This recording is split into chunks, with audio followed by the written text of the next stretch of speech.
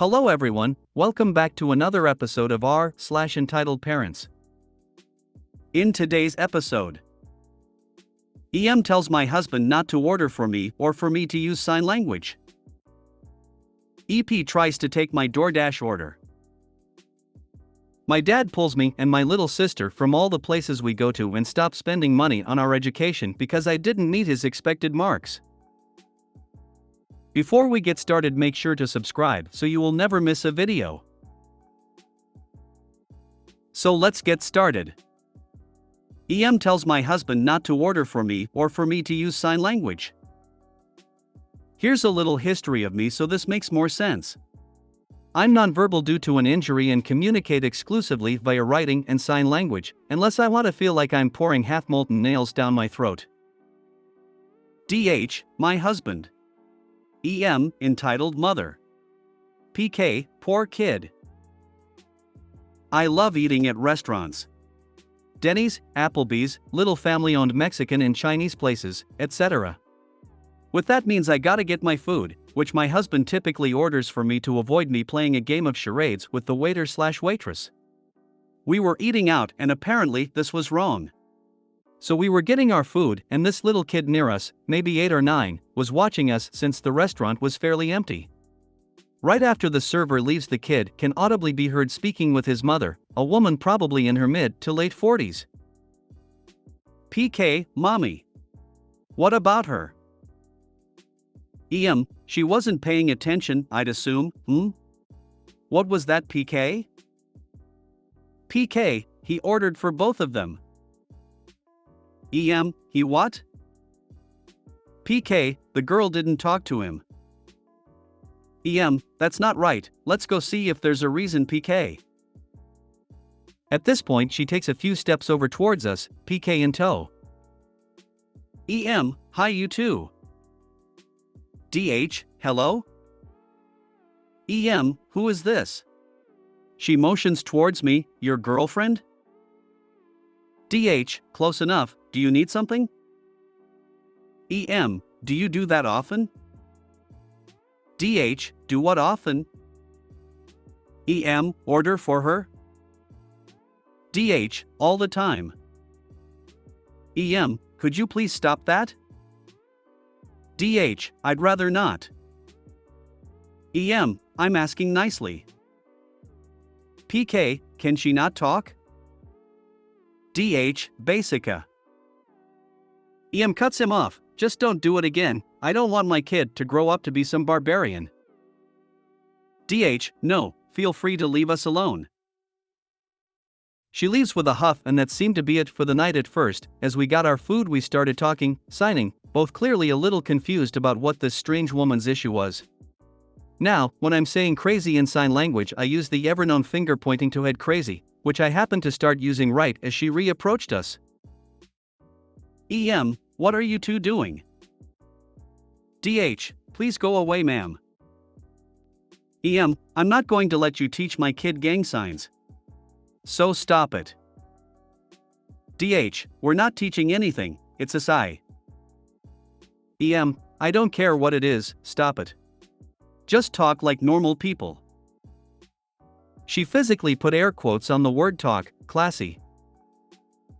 She soon walked away, and we continued our conversation with her angrily staring at us and trying to shield her kid from the terrific gang signs up until they left. On behalf of all people who don't talk, I'd like to apologize for encouraging gang culture. /S. EM should go back to school and encourage this barbaric culture brought on to us by the government? How could you suggest such a thing? The correct response here is very loudly saying, look lady, for the second time. I do not want to buy your kid. Leave us alone or we will get the police involved. LOL. I'm going to use this someday. It's genius.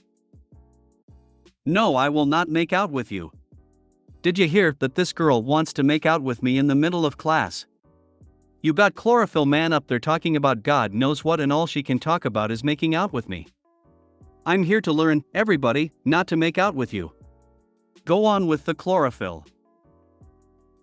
What I don't get about this sub in general, and this post in particular, is people's general inability to just mind their own business and their tendency to just come lecture everybody about what they should be doing or not doing.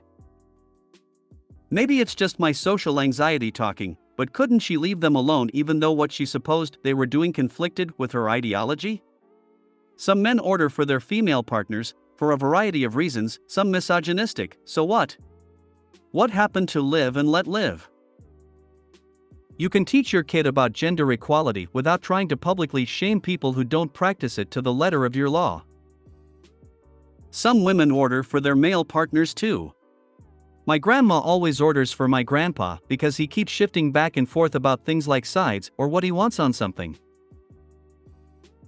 Funny, had my kid at that age spotted people using sign language and shown interest, and if they looked friendly and open to questions, we would have approached them and introduced ourselves so that she would have the opportunity to meet people who used alternative ways to communicate, not to show off our ignorance. It's so sweet when someone brings their kids over and they start asking about it. Me and DH have met quite a few of our long-term friends through those types of interactions. SG should just stop eavesdropping and mind her own business. Unfortunately, most EPs were probably never taught that, and instead they stick their big, disgusting, dirty, wart-covered nose into others' business. I'm thinking that I would have had a very special sign that I would have given this EM that even she would have understood. EP tries to take my DoorDash order. Brief intro, I work for DoorDash, not being able to pay bills and it being my only source of income. A normal day going around taking orders when I arrive at a typical McDonald's. I walk up and tell the cashier DoorDash and the person's name as they tell me they just gave it to the woman that just walked out. Great timing, right? I end up confronting this EM and she tries to play it off, then shoves me, and I mean shove me, to the side. Yes, unethical, but I end up snatching the order and slapping her other hand away, keep in mind not too hard, from me, and she starts screaming louder than a baby on a plane. People start to crowd us and she starts sprouting about how I stole her DoorDash order. Her entitled child comes over and proceeds to start calling the police, looked around 16, and once they come, the EM starts ching and moaning about how I stole her DoorDash order. By this point I've had to cancel the order and it was a whole other process from there. But I end up showing them the order and where she shoved me. Yes, there were cameras surprisingly, and so she was quickly taken care of. Yes, I know, terrible ending, but you get the idea. However, I ended up learning that this wasn't the first time she had done this and asked if I wanted to press charges. Needless to say, part 2 is coming out soon. The store has to check your phone before they hand over the order. Why didn't they just remake the order? And why did they give it to her? She said it was her DD order, but she clearly doesn't work for DD. Mostly the store just left it at a section for any writer to come pick it up. That's what I saw, left it there unattended, and someone will pick it up on their own. Never check it.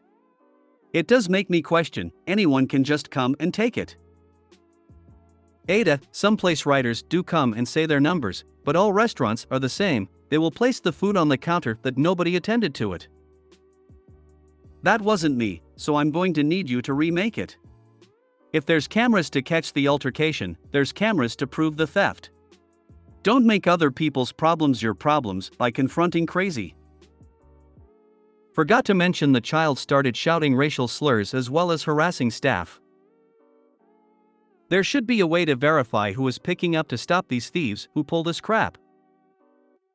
Like someone said, the order should be behind the counter, and you should have to show your pickup order on your phone to get it. OP, you should not have been the one to make contact with the other customer. It was not your fault the employees gave a customer the wrong order. You should have made the McDonald's employees remake the order you were there to pick up. You're very dramatic. Why did you confront another customer? Next time, tell the restaurant to make the order again. I currently have no other form of income. At the time I was worried about my job more than keeping my cool. If the restaurant gives it to someone else, that's not your problem, it's theirs. Make them remake the order. Think of yourself as no different from UPS or FedEx. If a product is stolen before pickup, then that's on them, not you. It's a long process and you need to report it so it loses me money. My dad pulls me and my little sister from all the places we go to and stops spending money on our education because I didn't meet his expected marks. Before I go into the story, I just want to clarify that English isn't my first language, so don't mind any spelling mistakes/grammar I make throughout the story. Another thing to make note of is that I know this may belong on r/insane parents, but I didn't see any written stories and only saw pictures of texts and stuff, so I wasn't confident about posting this there. I'll try to summarize most of it. This was happened around the time I finished my 9th grade term test and got the results. In my country, you need to do well 9th grade second term test and make up for any mistakes in 10th mock exam in order to take an exam known as O-level. Only after passing in O-level you would be eligible to study in grade 11 and 12, which would be equivalent to high school in most countries. When I got the results, I did well in almost all subjects, except for Islam and maths. The Islam test was in my native language and comprised of mostly theory questions which have to be answered in a specific way which we weren't aware of. As for maths, the school decided to add 3 more subjects to the syllabus a week before. Subjects this would have usually taken around a month for them to be fully covered, so it was bound to go wrong for most students. I had also gone through an accidental overdose because the doctor gave me the wrong dosage, so I was almost completely out of it for most of the tests. When my father saw the results, he questioned why I didn't get better marks. That I should get above 80% in all subjects and that I should have remembered what I learned before. He says this knowing the syllabus was changed and that I was barely awake and couldn't think properly during the days I was sick. He also said things like, "This is your religion. Why are you getting such low marks? And I didn't spend so much money on your education for you to get such low marks." I scored around 65 to 78% in all subjects except for maths, which was 56%. Later my mom broke the news to me that my dad had declared that he removed me and my little sister from all tuitions and other activities and that we can only go to places that doesn't require any money to be spent, as well as declaring that he wouldn't pay for anything related to our education or other expenses, food, Wi-Fi, etc. He also had yelled at her and called her every name under the sun and said things along the lines of, "You are spreading evil in the house and you are ruining the children by giving them devices." I spend most of my day either studying or making art, and my little sister is only allowed to use her tablet on the weekends, so this statement is obviously false. This man, who is barely home, almost never talks to his children or wife and treats them like slaves, spends most of his time in his office or in his room, and would never ask how his kids are, decided to do this right before the most important year of my life. At the moment I'm in Trivandrum on holidays because the tickets were bought a year in advance. He never once called or asked how his wife or children were and only called once to ask what the plate number for my mom's moped was. My mom was too scared to continue riding her Scoopy and my dad decided to take it. I'm 2 to 3 days away from going back to my home country. I don't even know if he would let us back into the house. My mom says she would find a way to pay for our education and other stuff so we shouldn't have to worry, but I still worry that it wouldn't be the worst of what may come in the future. I hope your dad burns in hell/Jahannam. Why would any sane person decide to just abandon his children like that? You had so many reasons on why you did slightly bad, better than what I could do, and yet he ignores it all. I'm so sorry that you're going through this, and I hope your mother, sister, and you get the money for education. Also hoping for when your mom finally gets evidence so she can divorce that devil. Your dad is a douche. The cultural aspects make things a lot harder too. Have you perhaps thought about possible homeschooling? My son went from 9th grade to wasting a year to work in his dad's shop. Then I got custody and he did his O-levels through the Cambridge UK homeschooling program without doing O-levels.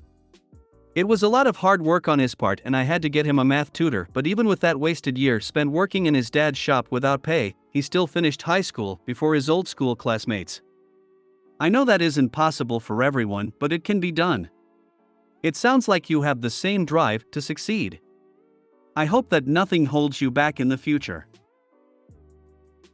Please have a serious conversation with your mother.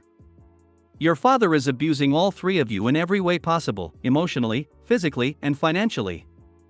See if your mother can open a separate bank account and place her earnings where your father can't get access. Your mother needs to tell her family what has been going on, from the attempted murder to his latest threat to not support your tuition and possibly kicking you out of your home before you return from vacation and have to confront him. Your mother has to attempt the divorce process once again because it seems like the abuse and neglect is escalating. Please protect yourselves.